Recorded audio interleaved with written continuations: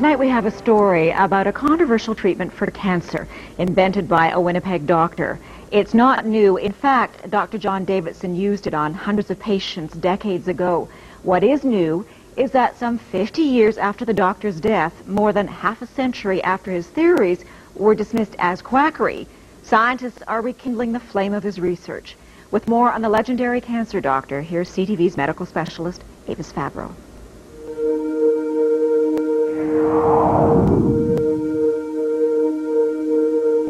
His name was John Ralston Davidson, a respected family doctor in Winnipeg in the early 1900s. A great scientist as well as a great doctor. And this is Leslie Gurney Bishop, now 88, a journalist who documented Dr. Davidson's controversial treatment for cancer. He never claimed that it cured it, but he said it would arrest it.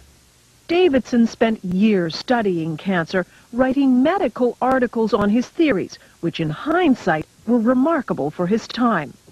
The doctor described cancer as a dietary deficiency, so he added generous amounts of vitamins to the patient's diet. But he also said it was critical to boost the patient's own defenses against cancer. Davidson took fertilized hen's eggs just 9 days old and produced a powdered extract, which was then injected into patients with various forms of terminal cancer. Like this boy, diagnosed with lymphatic cancer, notes show that with surgery, vitamins, and the extract, he returned to normal health. Over the years, Dr. Davidson treated hundreds of cancer patients. They all said, the ones I interviewed, all said that it had benefited them tremendously. Some said they were cured. Ruth Burke's father was one of Davidson's more famous patients.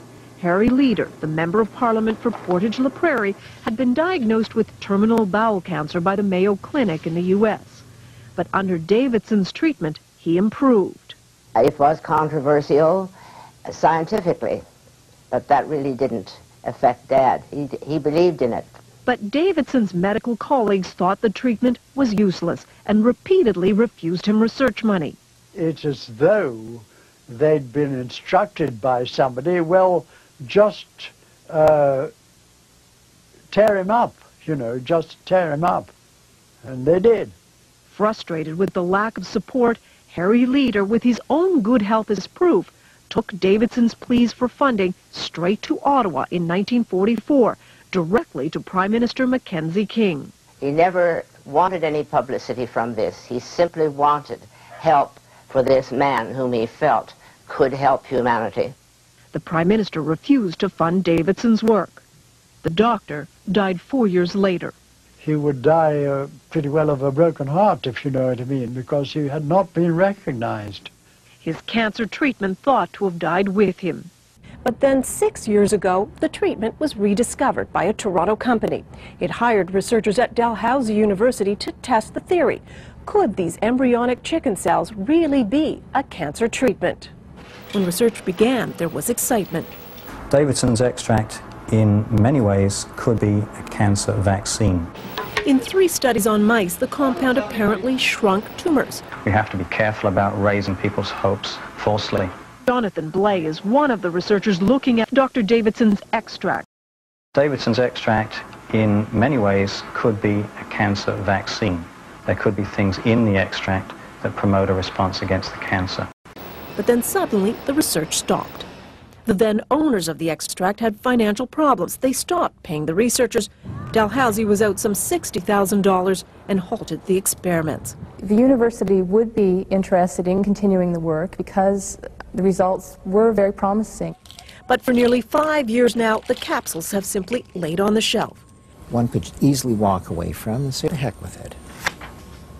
But would we be leaving behind something that could potentially have significant impact for large numbers of people? But if there are no takers soon, the venture will die. A darn shame, says Dr. Bain, because we still won't have the answer. Was Dr. Davidson right?